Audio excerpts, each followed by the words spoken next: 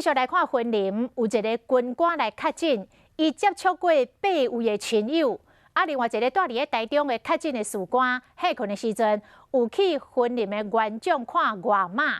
2个军人总共是接触10个人，病院嘛马上来做采检，第一波的结果出炉了，加在10个人拢是阴性，无去感染到。但是过去有个案是第2届或者是第3届采检才来出现到阳性，所以云林县政府要求这10个人完成14天的隔离了后，还阁做7天的自主管理。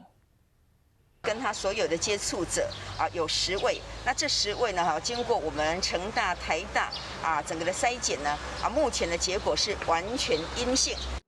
潘石岩的确诊军事官伫云林总共接触过10名亲友，第一次采检拢是阴性。那如果说假设这当中呢，他有出现任何的症状，那当然我们会再继续的来做采检。那现在他们必须要接受14天的居家隔离，然后那假设隔离完以后没有任何症状的话，他们还必须接受7天的自主健康管理。因为过去案例第一次采检是阴性，到第2次甚至第3次才出现阳性，因此县府将10个人的观察期扭长。这10位隔离的民众分别是住台中的确诊士官、休假期间中乡看医外妈，外妈甲看护拢被隔离。另外8位是确诊军官的爸爸妈妈甲亲情，一家口6个人。亲戚家一家6口都是变成是直接的一个接触者所以被居家隔离